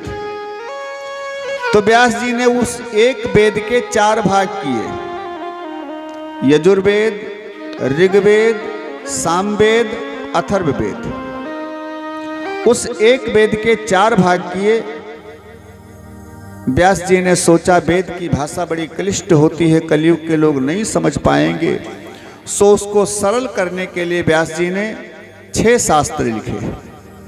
लेकिन शास्त्रों की भाषा भी बड़ी क्लिष्ट, लोग समझ नहीं पाएंगे कलयुग के लोग। इसलिए उसको सरल करने के लिए व्यास जी ने उन्हीं वेद और शास्त्रों का मंथन करके 1 लाख उपनिषद लिखे। 4 वेद में 1 लाख श्लोक हैं और प्रत्येक श्लोक पर एक उपनिषद लिखा, ऐसे 1 लाख उपनिषद लिखा। लेकिन उपनिषद की भाषा भी बड़ी क्लिष्ट, समझ में नहीं आती कलयुग के जीवों को। इसलिए व्यास जी ने और उसका सरलीकरण किया तो महाभारत ग्रंथ लिख करके तैयार किया। जिस महाभारत ग्रंथ में 1 करोड़ श्लोक हैं, आजकल सब प्राप्त नहीं है। जो व्यास जी ने महाभारत लिखी है संपूर्ण, उसमें 1 करोड़ श्लोक हैं। लेकिन महाभारत की भी रचना करने से व्यास जी को संतुष्टि नहीं मिली, तो व्यास जी ने 17 पुराण लिखे। लेकिन 17 पुराण लिखने के बाद भी व्यास जी को संतुष्टि नहीं मिली। अंदर से यही आवाज निकल रही है, व्यास तुमसे कुछ छूट रहा है, और लिखो।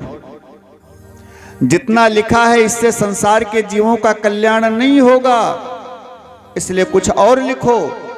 कलयुग के जीवों का कल्याण नहीं होगा, कुछ और लिखो। लेकिन व्यास जी की समझ में नहीं आ रहा कि मेरे से छूट क्या रहा है और हम क्या लिखें। एक बहुत पते की बात बताऊं, सब लोग भाव से समझेंगे, सबके काम की बात है।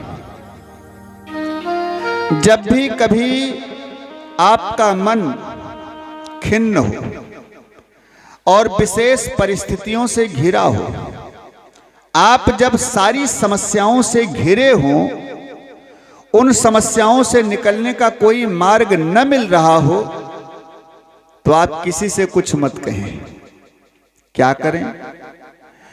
आप सीधे कमरे के अंदर प्रवेश करें, कमरे को अंदर से लॉक कर दें, अकेले कमरे में आसन लगा करके बैठ जाएं, सुखासन लगा करके बैठ जाएं, नेत्र बंद करके अपने इष्ट देवता का कम से कम 45 मिनट, ज्यादा हो जाए तो और बढ़िया, नहीं तो कम से कम 45 मिनट अपने इष्ट देवता का। अब यहां नाम तो हम नहीं बता सकते, क्योंकि कुछ राम को मानते हैं, कुछ कृष्ण को मानते हैं, कुछ शिव जी को मानते हैं, कुछ दुर्गा जी को मानते हैं, कुछ हनुमान जी को। नाम अनेक हैं, शरीर अनेक हैं, लेकिन स्वरूप एक है, ईश्वर एक है। सब रूप एक ईश्वर है, रूप अनेक हैं बस। तो ऐसे जिस भी नाम के रूप के भगवान से आपको प्रेम है, इष्ट मानते हैं, उस इष्ट का, अपने भगवान का आप नेत्र बंद करके ध्यान करें और बड़े भावपूर्ण ध्यान करें, ऐसे कि बिल्कुल प्रत्यक्ष सामने हमारे परमात्मा खड़े हैं। मैं उनके चरणों में ध्यान लगाए हुए, चरणों को देखते हुए उनसे निवेदन कर रहा हूं। ऐसे बिल्कुल कम से कम 45 मिनट, 1 घंटा ध्यान करें और फिर अपने ही अंदर प्रश्न करें, प्रभु मैं इन समस्याओं से घिरा हूं, ऐसी विषम परिस्थितियों से परेशान हूं महाराज, कोई रास्ता नहीं मिल रहा बाहर निकलने का, समस्याओं का समाधान कैसे हो बताएं। और जब ऐसा प्रश्न करोगे तो तुम्हारे ही अंदर से आवाज आएगी, इस रास्ते पर चलो, समस्याओं का समाधान हो जाएगा। क्योंकि सारी समस्या का समाधान तुम्हारे अंदर बैठा है। क्यों? ईश्वर ही तुम्हारे अंदर बैठा है, इसलिए सारी समस्याओं का समाधान तुम्हारे अंदर भरा हुआ है। इस प्रक्रिया से आप पूछेंगे तो कैसी भी समस्या हो, कैसी भी विषम परिस्थिति हो, तुरंत तुम्हारे ही अंदर से आवाज आएगी, इस रास्ते पर चलो, सारी समस्याएं किनारे हो जाएंगी, सारी समस्याएं दूर हो जाएंगी। व्यास जी ने ऐसा ही किया, नेत्र बंद करके भगवान का ध्यान किया और भगवान से पूछा, प्रभु जीवन बीत गया, बूढ़ा हो गया, लिखते लिखते आज तक मैंने सब कुछ लिखा, फिर भी मेरे मन को शांति नहीं है। मेरा मन कह रहा है अभी कुछ और लिखो व्यास, छूट रहा है, लेकिन मेरे से क्या छूट रहा है समझ में नहीं आ रहा है। तो व्यास जी के अंदर से आवाज आई, संत दर्शन की प्रतीक्षा करो, समस्याओं का समाधान हो जाएगा। व्यास जी ने नेत्र खोल करके देखा तो संत दर्शन की प्रतीक्षा भी नहीं करनी पड़ी। सामने बीड़ा बजी, मधुर भगवान के नाम का संगीत सुनाई पड़ा, गीत सुनाई पड़ा। देखा नारद जी खड़े हैं, श्री कृष्ण गोविंद हरे मुरारी, हे नाथ नारायण वासुदेवा। बोलो श्री कृष्ण हरे मुरारी, नाथ नारायण वासुदेवा। श्री कृष्ण गोविंद हरे मुरारी, हे नाथ नारायण वासुदेवा। श्री कृष्ण गोविंद हरे मुरारी, नाथ नारायण वासुदेवा। हे नाथ नारायण वासुदेवा, हे नाथ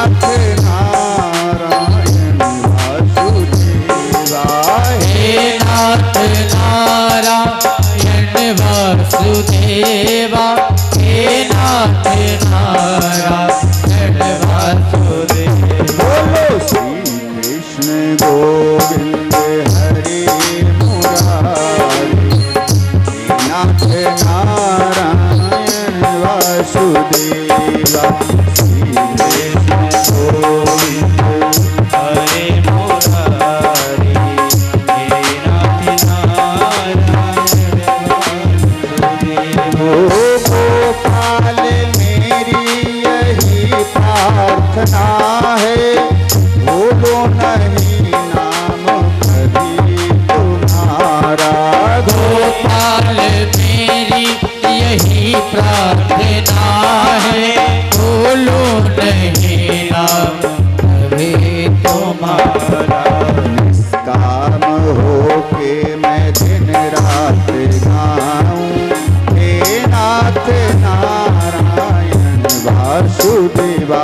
बोलो श्री कृष्ण गोविंद हरे मुरारी हे नाथ नारायण वासुदेवा। श्री कृष्ण गोविंद हरे मुरारी हे नाथ नारायण वासुदेवा। बोलो श्री कृष्ण गोविंद हरे मुरारी हे नाथ नारायण वासुदेवा। हे नाथ नारायण वासुदेवा। हे नाथ नारायण वासुदेवा। ओ हे नाथ नारायण वासुदेवा। हे नाथ नारायण वासुदेवा। बोलिए राधा कृष्ण भगवान की जय। हो। सामने देखा नारद जी बैठे हुए हैं और व्यास जी को कुछ बताना भी नहीं पड़ा। नारद जी सबसे पहले बोलने लगे। नारद जी कहते हैं, व्यास पाराशर्य महाभागः भवतः कच्चिदात्मना परितुष्यत शारीर आत्मा मानसेव वा। अरे पाराशर्य जी महाराज, व्यास जी महाराज, आप इतना दुखी क्यों हैं? व्यास जी ने कहा, बाबा जिंदगी बीत गई, लिखते लिखते बूढ़ा हो गया, लेकिन मेरे अंदर से आवाज आ रही है अभी कुछ छूट रहा है और लिखो, लेकिन मेरी समझ में नहीं आ रहा कि मेरे से छूट क्या रहा है। नारद जी मुस्कुराए और कहने लगे, व्यास तुमने लिखा तो बहुत कुछ है, लेकिन अभी वो चीज नहीं लिखी है जो कलयुग के जीवों का कल्याण कर सकती है। क्या नहीं लिखा? कभी भागवत नहीं लिखा तुमने। महाराज ये भागवत क्या है? नारद जी कहते हैं, जो भगवान का है, जो भगवान का है वो भागवत है। जैसे जो भगवान की वाणी है, जो भगवान का वचन है वो भागवत है। जो भगवान का मंदिर है वो भागवत है। जो भगवान का भगत है वो मंदिर है। जो भगवान का प्रेमी है वो भागवत है। भागवत जिसके आगे भगवान का लग गया, उसकी कोई दूसरी बिरादरी हो ही नहीं सकती, वो तो भागवत है, क्योंकि वो तो भगवान का हो गया। जिसके आगे भगवान का लग गया, उसकी दूसरी कोई बिरादरी नहीं, वो तो भागवत है। महाराज अभी सब कुछ तुमने लिखा है, लेकिन भगवान की वाणी तुमने नहीं लिखा है। एक बात यहां समझें, वेदों को पढ़ना आसान है, लेकिन उसके मर्म को समझ पाना ये बहुत कठिन है? उसके मर्म को समझ पाना बहुत कठिन है। वेदों में लिखा कुछ और है, मतलब उसका कुछ और निकलता है। लिखा है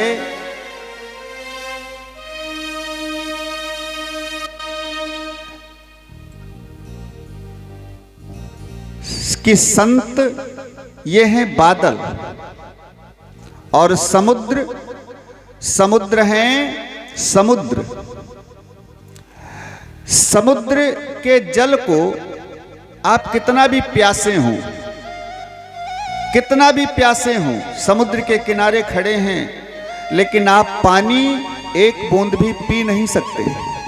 पीना दूर रहा, आचमन नहीं कर सकते, इतना खारा होता है। तो पानी तो अथाह भरा हुआ है समुद्र में, लेकिन उस अथाह पानी को, अथाह जल को आप आचमन नहीं कर सकते, आप पी नहीं सकते। लेकिन उसी समुद्र से बादल लोग जल भर करके लेकर के आते हैं और हमारे यहाँ बरसात के रूप में पानी बरसाते हैं, तो कितना मीठा हो जाता है।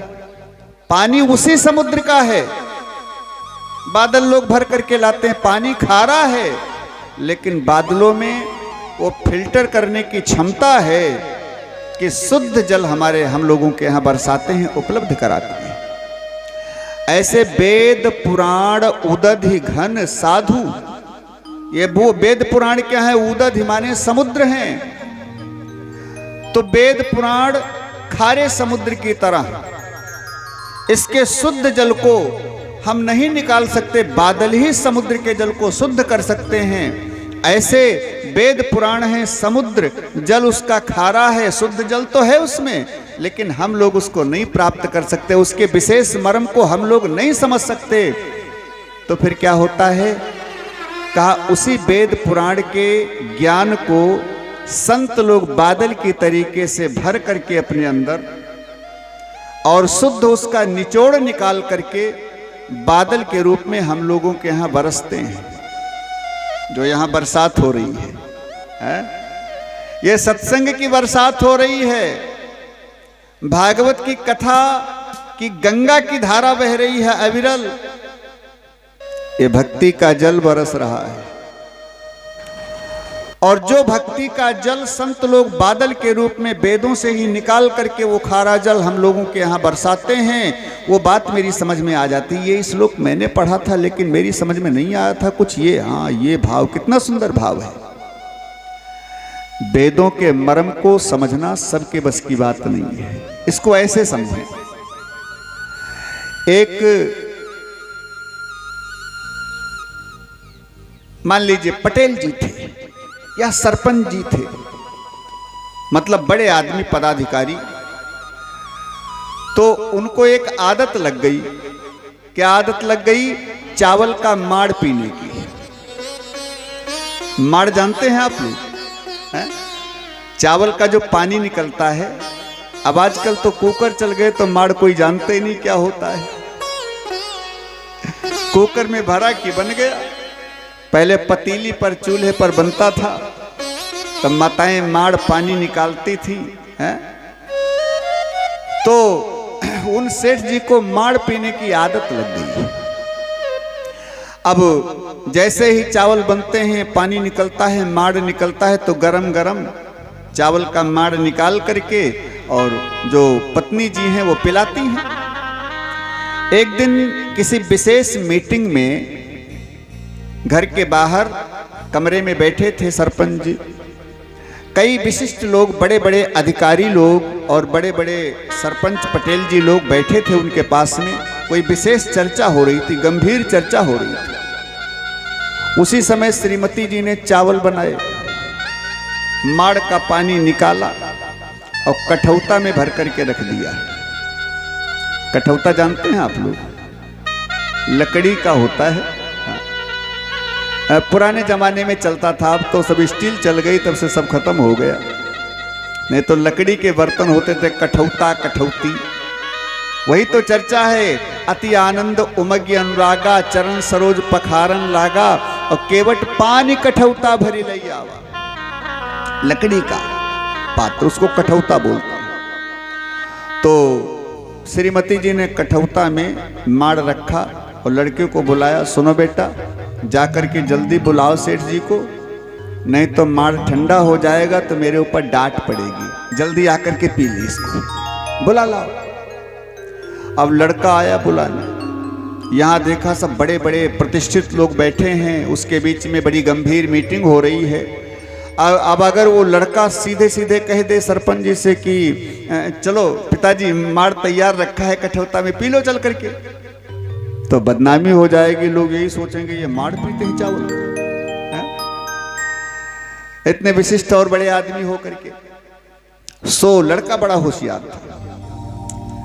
लड़के ने बात बना करके कहा, और ऐसी बात बनाकर कहा कि केवल सेठ जी समझे, सरपंच जी समझे और वो लड़का समझा, तीसरा कोई नहीं समझ पाया। क्या कहा? पिताजी धानुपुर से माणू जी आए हैं, कठौता घाट पर बैठे हैं, जल्दी चलकर मिल लो नहीं तो शीतलपुर को चले जाएंगे। अब लोगों ने इसका भाव समझा, जो अन्य लोग वहां बैठे थे उन्होंने समझा कि धानुपुर नाम का कोई गांव होगा, वहां से माड़ू नाम का कोई आदमी आया होगा सेठ जी से मिलने के लिए। कठौता घाट पर बैठा होगा, किसी नदी के किनारे कठौता घाट होगा, नाम होगा उसका घाट का। तो कठौता घाट पर बैठे हैं, अब जल्दी जाकर के मिलने सेठ जी, नहीं तो शीतलपुर गांव नाम के गांव को चले जाएंगे। ये सबने समझा, लेकिन असली बात केवल सेठ जी ने समझा कि धान से निकला हुआ चावल जो बन करके माड़ तैयार हुआ है कठौता में रखा है, चल करके जल्दी पी लो नहीं तो शीतलपुर माने ठंडा हो जाएगा, शीतल हो जाएगा। ये विशेष भाव केवल लड़के ने और सेठ जी ने समझा। ऐसे ही वेदों का मर्म होता है, उसके अंदर लिखा है लेकिन सीधा सीधा उसका भाव कुछ और निकलता है। जब उसके अंदर प्रवेश करके गहराई से उसके भाव को निकालोगे तो कुछ और भाव निकलेगा। इसलिए वेदों का मर्म सबकी समझ में नहीं आता है। इसलिए संतों ने कहा है कि नित्य सत्संग करो, क्योंकि सत्संग के माध्यम से ही इस मर्म को हम समझ सकते हैं। ऐसा तो नारद जी ने कहा, व्यास जी लिखा तो तुमने बहुत कुछ है, लेकिन भगवान की वाणी अभी नहीं लिखी है। जो भगवान की वाणी है भागवत। व्यास जी ने कहा भागवत क्या है? नारद जी ने कहा देखो, मेरे पिता ब्रह्मा जी को एक बार नारायण ने ये 4 श्लोक सुनाए थे, जिसको चतुः श्लोक की भागवत बोलते हैं। एक बार मैं पिताजी की गोदी में बैठा था तो मेरे पिता ब्रह्मा जी ने मेरे ऊपर कृपा करके 4 श्लोक मेरे को सुनाए। तो जो भगवान के मुख से निकले हुए 4 श्लोक हैं, जो भगवान की वाणी है, उसे तुम बृहद रूप में, विस्तार रूप में लिख करके तैयार करो, क्योंकि इसी से संसार का कल्याण होगा, कलयुग के प्राणियों का कल्याण होगा, और दूसरा कोई मार्ग नहीं है कल्याण का। इसलिए भागवत जी की रचना करो। व्यास जी ने कहा अब संभव नहीं है। क्यों संभव नहीं है? अरे बूढ़ा हो गया हूं महाराज, क्या हमेशा ऐसे शरीर चलता रहेगा? नारद जी ने कहा व्यास, मन को छोटा मत करो, क्योंकि सत्संग में बहुत बड़ी शक्ति होती है। नारद जी ने कहा देखो, मुझे देखो, मैं दासी का पुत्र था। नारद थोड़े था पहले से, नारद तो बाद में बना हूं। मैं दासी पुत्र था। मेरी माताजी घर घर में काम करती थी, वहां से कुछ लेकर आती थी, तब रोटी बनती थी घर में, तब खाया जाता था। इतने हम गरीब थे। एक बार संतों की सेवा में लग गई माताजी। चतुर्मासे का समय संतों ने मुझे, चतुर्मासा में जो संत आए थे उनकी सेवा मेरे को दे दिया। मैंने भाव से इतनी सेवा किया संत जी की, इतनी सेवा किया कि एक दिन महंत जी मेरे ऊपर प्रसन्न हो गए और अपने पत्तल में थोड़ी सी जूठन डाल दी। अरे बेटा रामदास, इसको तुम खा लेना, इसको तुम पा लेना। संत लोग अपनी जूठन किसी को नहीं देते हैं, उच्छिष्ट किसी को नहीं देते हैं। जिसके ऊपर विशेष कृपा करते हैं संत लोग, अपनी जूठन उनको प्रदान करते हैं।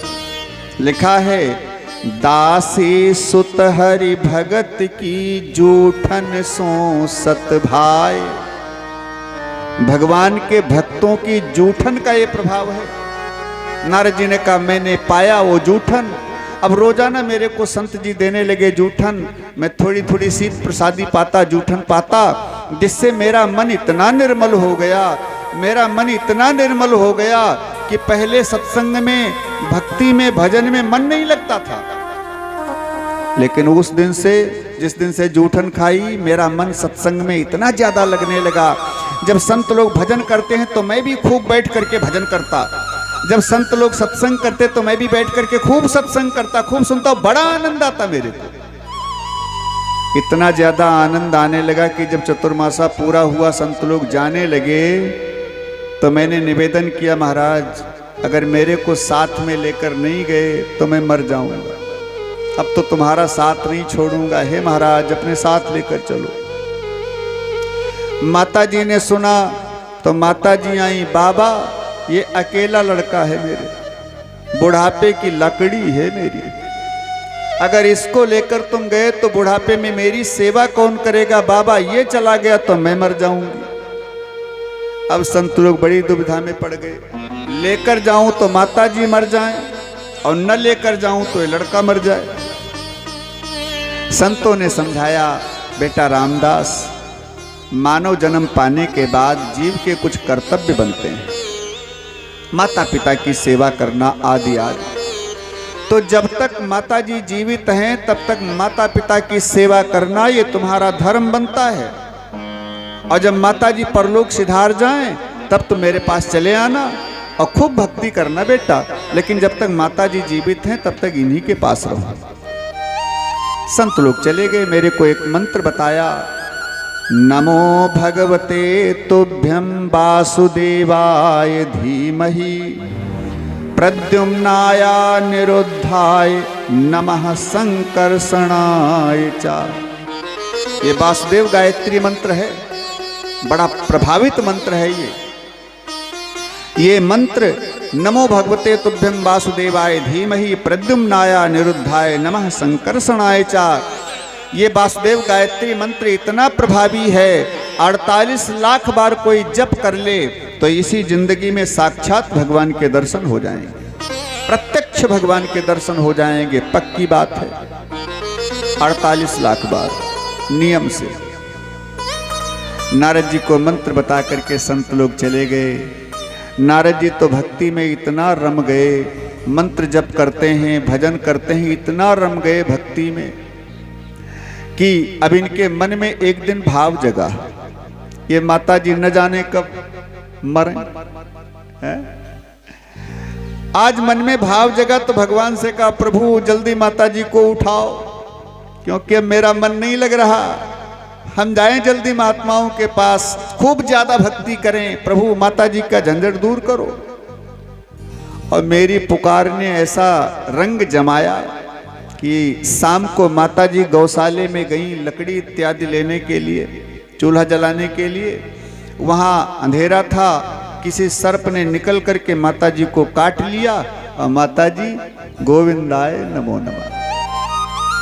माता जी का क्रियाकर्म मैंने किया, सारे कार्य संपन्न करके फुर्सत मिली, मैंने सब कुछ छोड़ दिया, जितना भी धन दौलत मेरे पास था सब संतों को ब्राह्मणों को दान दे दिया, और सब छोड़ करके मैं तो सीधे गंगा जी के किनारे आ गया। और गंगा जी के किनारे बैठ करके इसी मंत्र का जप करना शुरू किया, वासुदेव गायत्री का इसी मंत्र का जप करना शुरू किया। परिणाम ये हुआ, जप करते करते एक दिन इतना मगन हो गया, इतना मगन हो गया, इतना द्रवित हो गया कि भगवान मेरे ध्यान में आ गए। नेत्र बंद किए बैठा था, मुझे ऐसा मालूम पड़ा कि भगवान सामने खड़े हैं, लेकिन वो भगवान के दर्शन केवल 10 सेकंड के लिए हुए, बस 10 सेकंड के बाद भगवान गायब। अब तो मैं बावला हो गया, ए प्रभु एक बार फिर दर्शन दे दो, नाथ अब तुम्हारे बिना चैन नहीं पड़ता, प्रभु आओ जल्दी, नहीं तो मैं तो मर जाऊंगा तुम्हारे दर्शन के बिना, अब जिंदा नहीं रह सकता, एक बार आओ प्रभु। और जब नारद जी मरने के लिए तैयार हो गए तो भगवान ने आकाशवाणी किया, बेटा अभी तो भजन कर मेरा, अभी तो दर्शन के लायक नहीं हुआ, इस जन्म में नहीं अगले जन्म में दर्शन दूंगा, तुझे मिलूंगा। रामदास ने कहा, प्रभु अगर दर्शन नहीं देना था तो एक झलक क्यों दिखाई, ना आए होते ध्यान में। भगवान ने कहा, झलक तो इसलिए दिखा दिया ये रूप की थोड़ी सी चटनी इसलिए चटा दिया कि ये रूप की चटनी का स्वाद लग जाए तुमको, और ज्यादा चस्का बढ़े, और ज्यादा चस्का बढ़े पाने का इसको, इसलिए स्वाद लगाने के लिए, चस्का बढ़ाने के लिए मैंने ऐसा किया। अगर झलक न दिखाता, दर्शन न देता, तो शायद तुम्हारे मन में भाव उत्पन्न हो जाता कि इतने दिन हो गए भजन करते करते भगवान नहीं मिल रहे, इसका मतलब भगवान है ही नहीं है? मेरे ऊपर से विश्वास उठ जाता तुम्हारा। तो विश्वास को कायम रखने के लिए, विश्वास को प्रगाढ़ करने के लिए कि भगवान हैं, मैंने थोड़ी रूप की चटनी चटा दी, मिलूंगा अगले जन्म में। और नारद जी कहते हैं, व्यास मैं तो भजन में लीन रहा, भक्ति में लीन रहा, और भजन करते करते, भक्ति करते करते जब मेरा अंतिम समय आया तो महाप्रलय का दृश्य मैंने देखा। सारा संसार देखते देखते मेरे जल में विलीन हो गया, सारा समुद्र, सारा संसार जल में, प्रलयंकारी समुद्र में डूब गया, सब नष्ट हो गए। सूर्य, चंद्रमा, पृथ्वी, नक्षत्र, तारे, पहाड़, पेड़, सारी सृष्टि, सब कुछ नष्ट हो गया, मैं भी उसमें नष्ट हो गया। और दोबारा जब फिर ब्रह्मा जी ने सृष्टि किया, ए भैया ठंडी का महीना चल रहा है, इतना गर्म नहीं जो प्यास लगेगी, ये पानी वाला काम बीच में नहीं, मना कर चुका हूं, ये बीच में काम मत किया करो, डिस्टर्ब होता है। हाँ। पानी पहले और बाद में। बोलिए सच्चिदानंद भगवान की जय हो, बोलिए सद्गुरुदेव भगवान की जय। अच्छा, एक बार सब लोग जोर से बोलें, नुकसान नहीं होगा, वो मेरी गारंटी है। आप सब लोग जोर से बोलें, आगे से पीछे तक, अगल बगल, माताएं, बहनें, भाई, सभी लोग बोलें जोर से। बोलिए श्रीमद् भागवत महापुराण की जय हो, राधा कृष्ण भगवान की जय हो। ऐसा नाम का कीर्तन किया नारद जी ने, सब महाप्रलयंकारी समुद्र में डूब गए, नारद जी भी डूब गए। और दूसरा, नारद जी कहते हैं, व्यास दोबारा जब सृष्टि का आरंभ हुआ तो व्यास जी की गोदी से नारद के रूप में मेरा जन्म हुआ। आज देवऋषि नारद बन करके तीनों लोकों में घूमता हूँ। जब चाहूँ तब कैलाश जा सकता हूँ, शिव जी के दर्शन कर सकता हूँ। जब चाहूँ तब ब्रह्मा जी के वहाँ जा सकता हूँ। जब चाहूँ तब क्षीर सागर नारायण के दर्शन कर सकता हूँ। जब चाहूँ तब स्वर्ग इंद्र के वहाँ जा सकता हूँ। और सब जगह मेरा सम्मान होता है। सुर असुर, दैत्य, देवता, सब नारद जी का सम्मान करते हैं। नारद जी कहते हैं, ये क्या है व्यास? ये केवल सत्संग का प्रभाव है और केवल भगवान के नाम की महिमा है, केवल भजन की महिमा है। इसलिए मैं कहता हूं, भजन है सार, भजन ही केवल है सार, बाकी सब बेकार। आए थोड़ी देर हरि नाम की नौका में बैठ करके फिर आगे कथा में प्रवेश करें।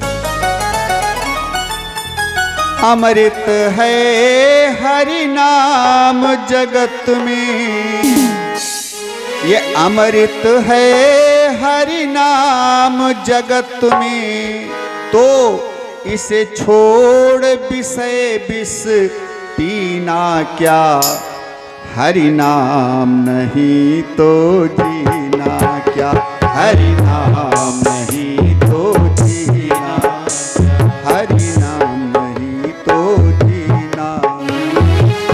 अमृत है हरि नाम जगत में, अमृत है हरि नाम जगत में, थोड़े विषय विष पीना क्या, जीना क्या प्रभु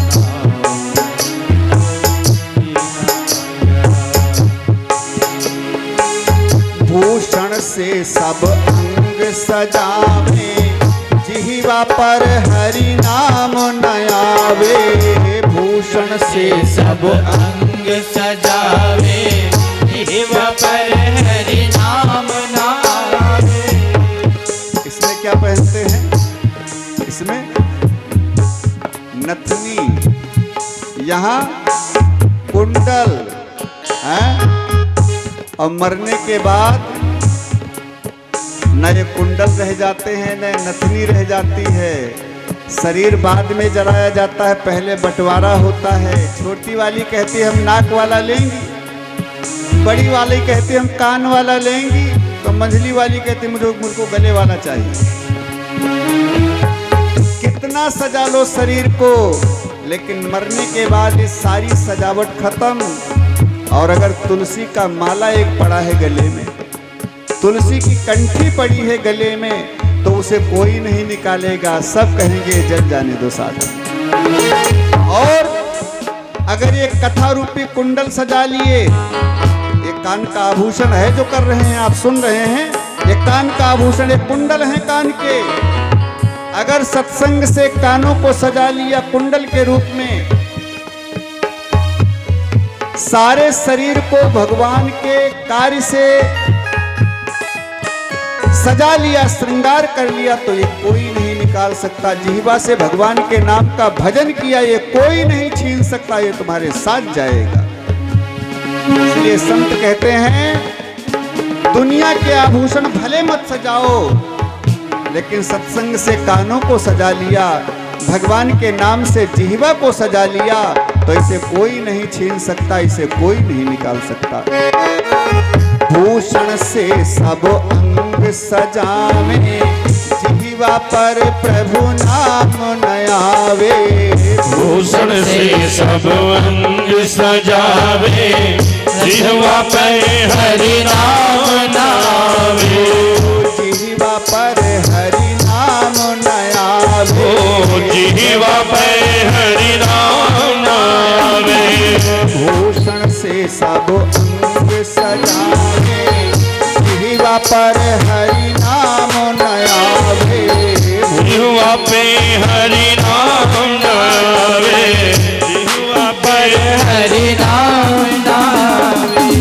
देह पड़ी रह जाए यहीं पर, देह पड़ी रह जाए यहीं पर, जले और नहीं जा, हरि नाम नहीं तो जीना।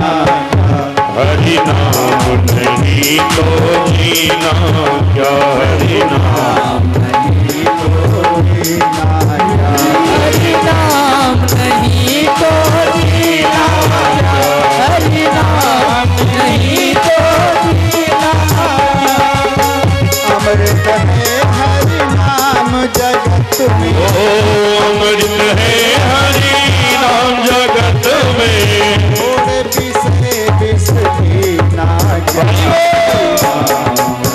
हरि नाम नहीं तो जीना क्या, हरि नाम नहीं तो जीना क्या, हरि नाम नहीं तो जीना क्या।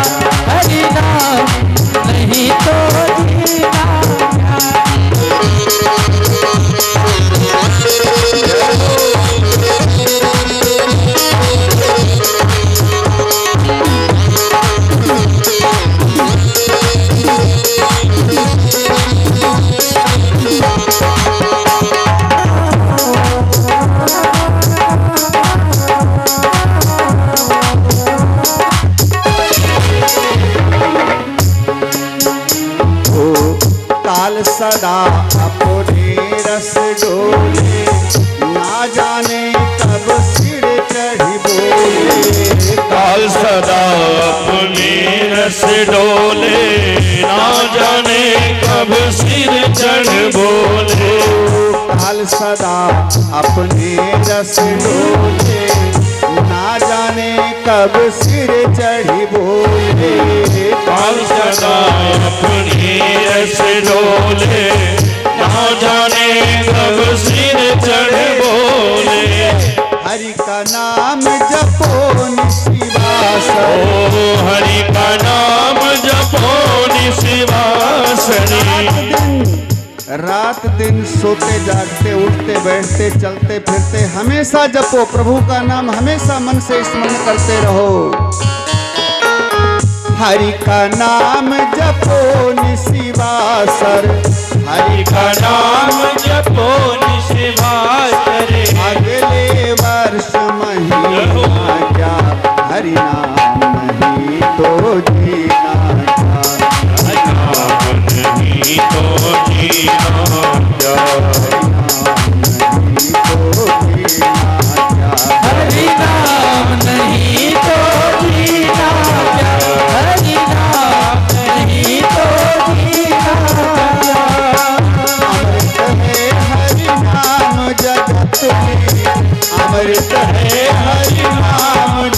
जगत में छोड़ विषय विषु जीना क्या, हरि नाम नहीं तो जीना क्या। हरि नाम नहीं तो जीना क्या, तो जीना क्या, हरि नाम नहीं तो जीना क्या।